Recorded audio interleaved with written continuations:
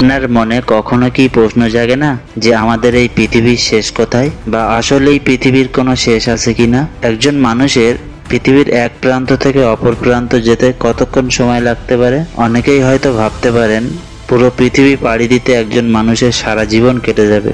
যেহেতু পৃথিবীটা গোলাকার, তাই এর শেষ প্রান্ত বলে আসলে কিছু নেই, এমন ধারণাও আমাদের মধ্যে কাজ করে। তবে নরওয়েতে একটি পাহাড় চূড়া আছে যেখানে গেলে মনে হবে আপনি হয়তো পৃথিবীর শেষ প্রান্তে এসে দাঁড়িয়েছেন। এই জায়গাটির নাম হলো প্রাইকোস্টেলেন। এটি পালপিট রক হিসেবেও পরিচিত। হ্যালো বন্ধুরা, আজকের এই ভিডিওতে আমি পৃথিবীর এক রহস্যময় স্থান এই প্রাইকোস্টেলেন সম্পর্কে বিস্তারিত আপনাদেরকে জানাবো, তাহলে ভিডিওটি মিস করবেন না।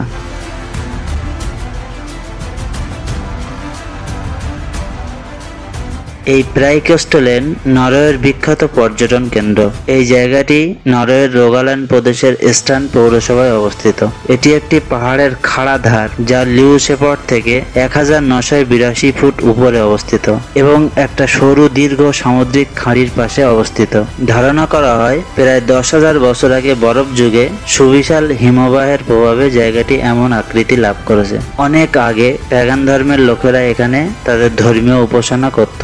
1900 সালে সর্বপ্রথম এই জায়গায় পর্যটন ব্যবস্থা চালু হয়। 2000 ফুট উঁচুতে থাকা এই পাহাড় চূড়াটি প্রায় 82 বর্গফুট প্রশস্ত।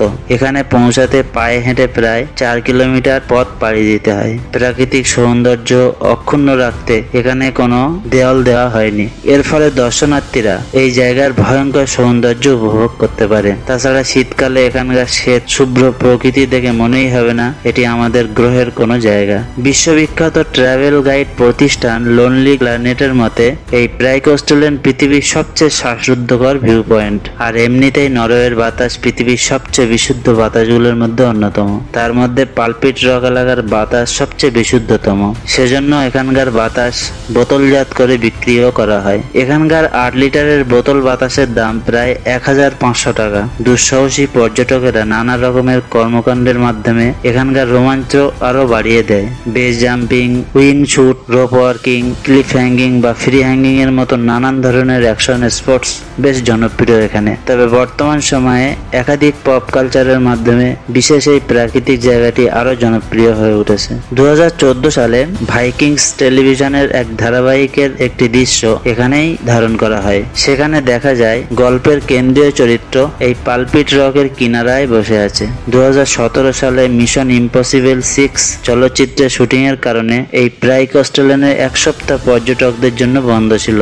হলিউড অভিনেতা টম ক্রুজকে এখানে দুর্দান্ত অ্যাকশন দৃশ্যে অভিনয় করতেও দেখা যায়। তারপর থেকে প্রতি বছর প্রায় 3 লাখেরও বেশি লোক এই প্রাইকোস্টেলেনে ঘুরতে আসে নয়নাভিরাম প্রাকৃতিক সৌন্দর্য উপভোগ করতে। বর্তমানে নরওয়ের এই জায়গাটি বিখ্যাত পর্যটন কেন্দ্রে পরিণত হয়েছে। শুধু এই নয়, সমগ্র স্ক্যান্ডিনেভিয়া অঞ্চলই ছবির মতো সুন্দর। আসলে আমাদের বিশ্বের নরওয়ের মতো সুন্দর দেশ আমার মনে হয় আর কোথাও নেই। তাহলে বন্ধুরা, আজকে এই প্রাইকোস্টেলেনের গল্প আপনাদের কেমন লাগলো কমেন্ট করে জানাতে ভুলবেন না। আর ভিডিওটি ভালো লাগলে অবশ্যই একটা লাইক করবেন আর সাবস্ক্রাইব করে পাশে থাকবেন। দেখা হবে অন্য কোনো ভিডিওয় অন্য কোনো দেশ বা অন্য কোনো স্থানের আকর্ষণীয় গল্প নিয়ে।